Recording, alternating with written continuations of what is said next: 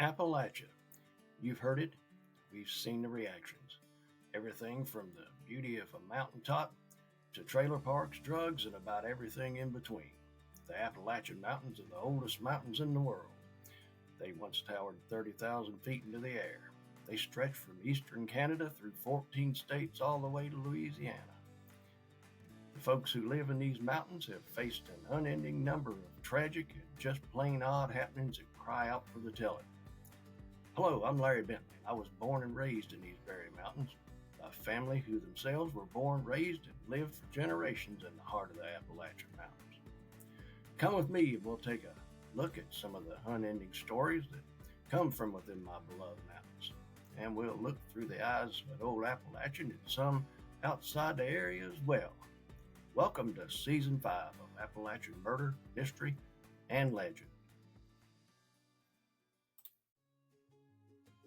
Howdy, my good friends. I hope you're doing well today. Thank you so much for stopping by for the Season 5 kickoff. You know, I can't stay quiet for too long, so we getting after it today. Now, back in the first few days of the year 2006, Christmas decorations were still hanging all over Richmond, Virginia, because folks in that part of the country like to celebrate through the new year before having to fool with trying to drag them things down. Now, that's when 7 victims would be dead, all in 1 week. I still remember seeing it on the news and wondering what kind of a full-blown a-hole would do that to other people, because all of them were victims of the crime spree that still haunts Virginia to this day. So come on in, have a sit down, and let me tell you about the 2 pieces of dog squeeze that caused a whole lot more hurt than either one of them was ever worth.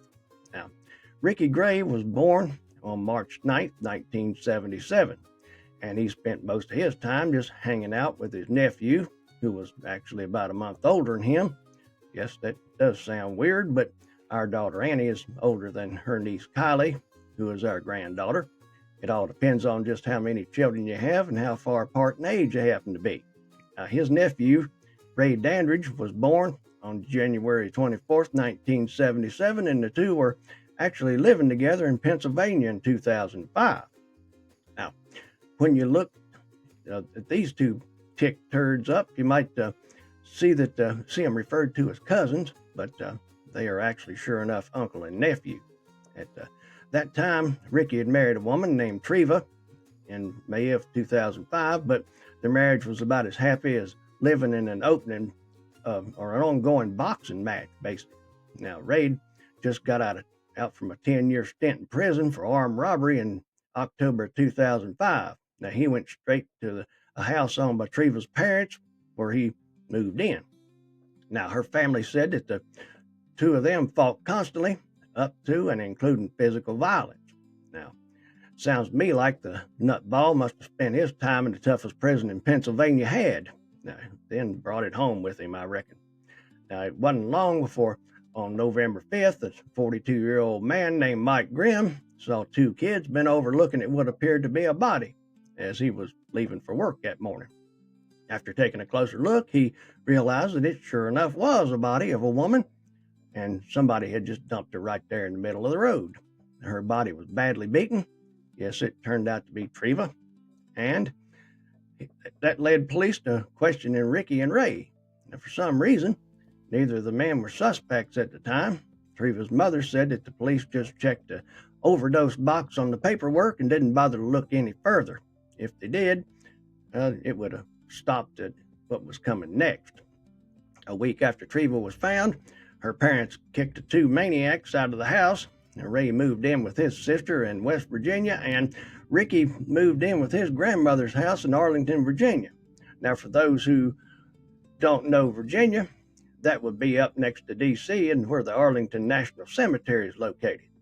Most folks don't know that the cemetery is built on the former estate of Confederate General Robert E. Lee. His whole estate was confiscated by the Union after the Civil War and was turned into the National Cemetery.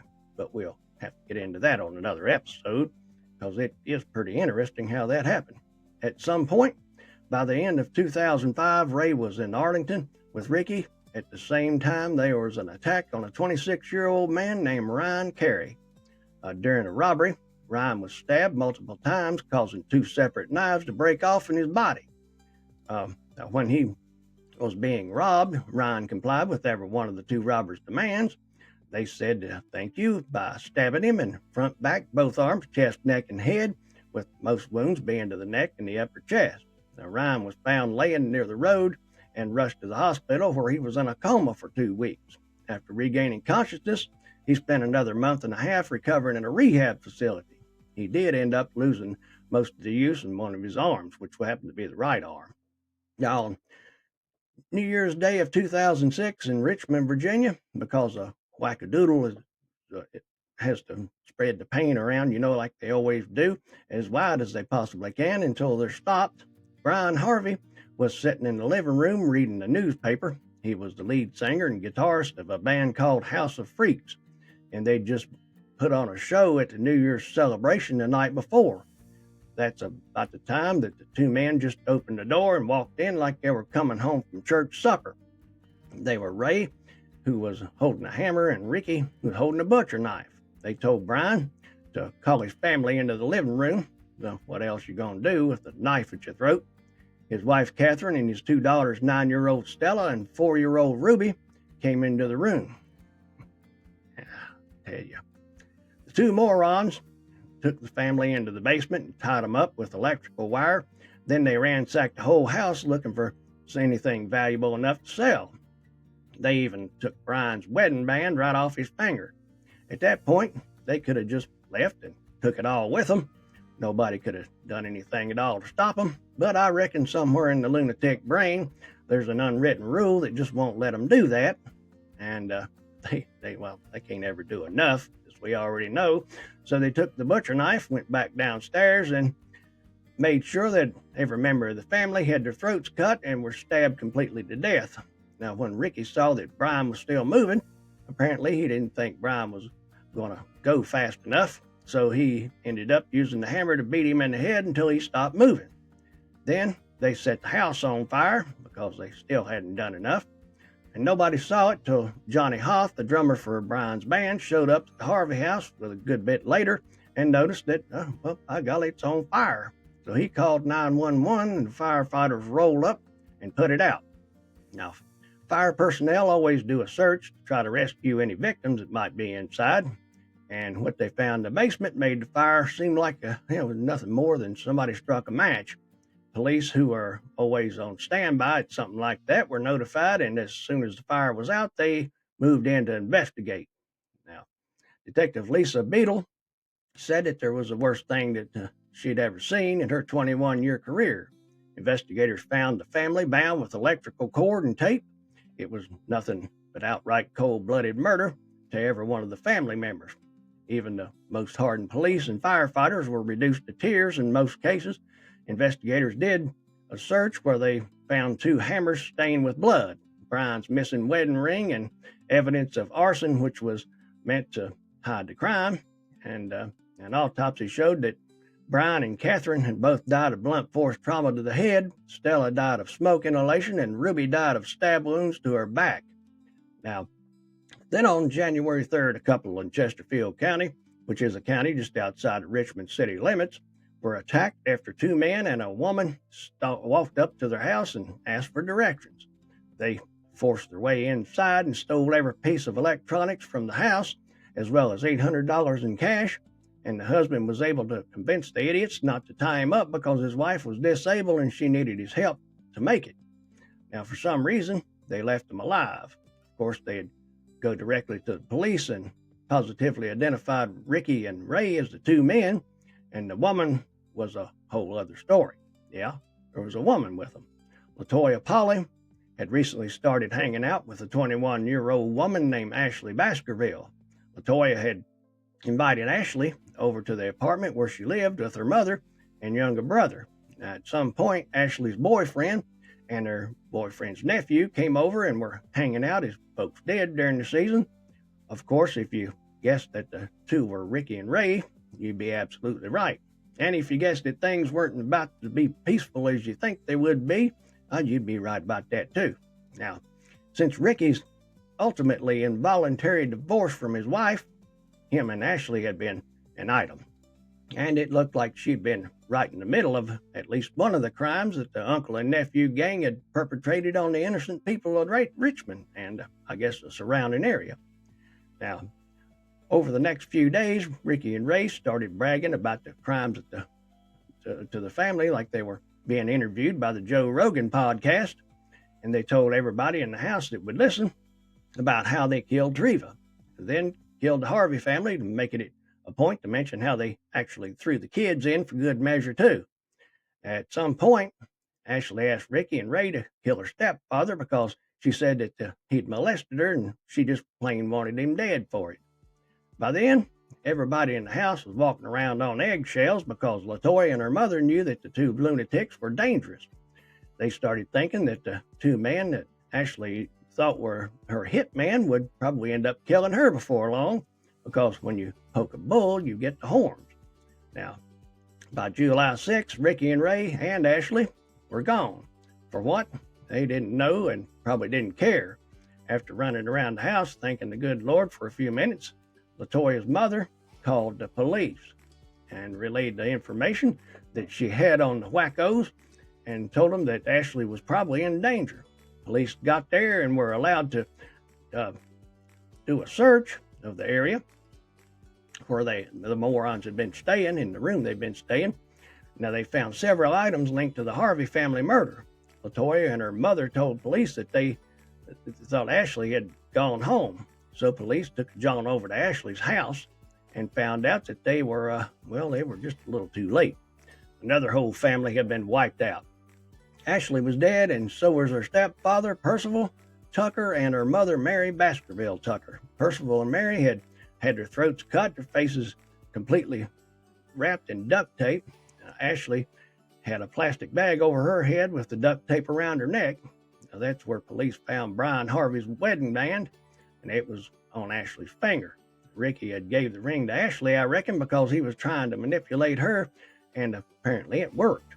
Now, Ricky and Ray had bound the family with duct tape and phone cords before robbing the house. Now, the men loaded the 2 televisions, 2 stereos, 3 sets of speakers, and some jewelry and some food even into Percival's 1993 Chevy Blazer, because they needed something to haul it off in, I reckon. Now, then instead of hauling it all off and leave everybody alone, they killed all 3 members and then drove off in a stolen vehicle. Police ended up tapping LaToya's phone in hopes that the idiots would call her, and of course Ray did, because that's just how smart they are. Now, police recorded evidence against him that in the moron's own words, that was when the manhunt was put on steroids, because there was no telling what these 2 nutballs would do next. Manhunt hit the rafters on January 7th when somebody reported that the 2 murderers were staying with Ray's father in Philadelphia.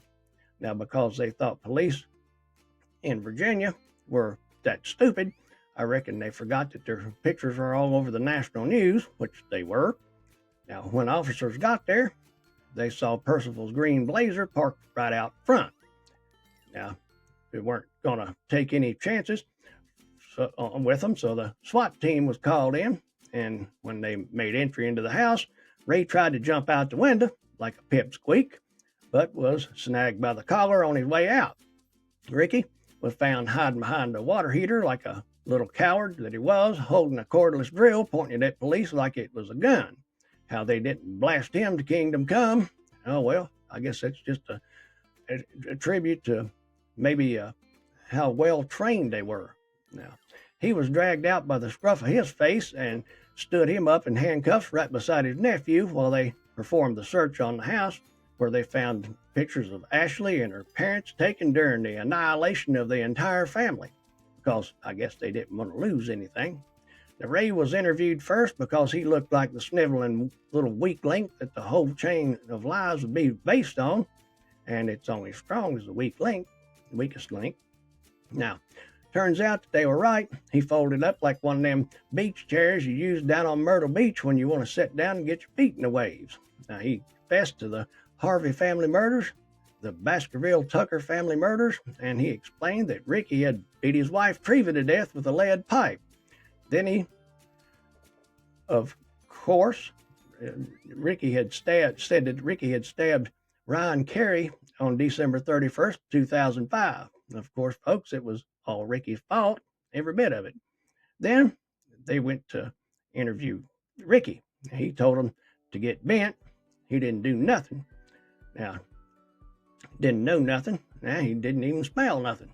Now, after 12 hours of asking him questions, he changed his mind and had a 3-page written epitaph on the form of confession and about the killing of the Harvey family, the Baskerville Tucker family.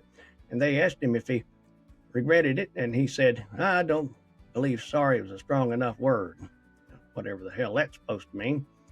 Now, he did that, said that none of the killings actually were necessary.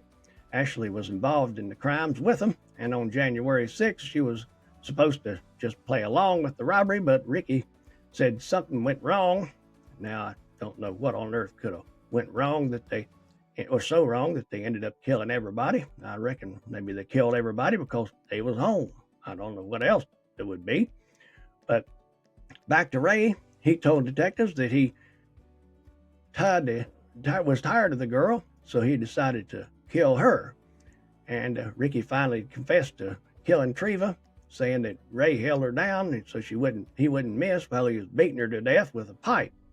Now, he admitted to the stabbing attack on Ryan Carey, Ricky's boots and Brian and Stella's Harvey's blood stains all over him, had it all over him. A knife that was found on the idiots was covered with all 4 Harvey members' blood. Then there was the hammer, one handle, and had Brian and Stella's DNA, while the other had Catherine's DNA. Ricky Gray was charged with 5 counts of capital murder in the Harvey killings, along with a list of other charges that dragged the ground behind him. And Ray Dandridge was charged with 3 counts of capital murder for the murder of the Baskerville Tucker family and the Harvey families together. They both stepped up in court and pleaded not guilty to their charges and were tried separately. Now, Ricky was the first on. He didn't do nothing. Liston was his defense, and they tried to get some leniency for the dirtbag by talking about the abuse of his childhood. Well, my heart bleeds peanut butter, of course, folks, and apparently that's what the jury thought too, because that didn't help. So on August of 2006, the jury, after a long drawn-out 30 minutes, found him guilty on all counts. They recommended that he be strapped to a gurney and enough toxins be added to his circulatory system that it flips his switch off for good. Now, of course, he appealed, and because if it ever was a case that cried out for the death penalty, this was it, and he was laughed out of court. Now, Ray's trial started in September, and he saw that his didn't do nothing defense was going to go in the same direction as Ricky's. So just for closing statements, or just before closing statements, he changed his plea to guilty on 3 counts of capital murder, waived his right to appeal, and was sentenced to life in prison without the possibility of parole. He got the big LWOP, folks. In 2016, Ricky was getting down to crunch time with his appointment to catch the Dirt Nap Express, so he petitioned the governor of Virginia for clemency, but was shown the same amount of mercy that he showed his victims, and that would be none. On January 18th, 2017, 2 months before his 40th birthday, Ricky Gray was dragged out of his nice warm bunk and put down like a rabid animal. Now, I hope every one of his victims gets to kick his worthless ass 24 hours a day, 7 days a week for eternity. As far as Ray Dandridge goes, I hope they feed and water him just barely enough to keep him alive for 125 years, because both of them deserve more than they're getting and have already received. Folks, I hope you got something out of our story today. If you have, please rate and review the podcast, and don't forget to subscribe or follow wherever you're listening or watching on Spotify, YouTube, or Rumble. Give us a like and subscribe there as well. Please like and share the show around to as many, or use any segment of the video or sound you'd like. All I ask is that you mention that it came from Appalachian Murder, Mystery, and Legend Podcast. Come on over to Appalachian Murder, Mystery, and Legend Podcast group on Facebook, or join us over on X, where we talk about everything Appalachian or anything else you want to bring up. I'll be back real soon with another Appalachian murder mystery or legend, and I will see you then.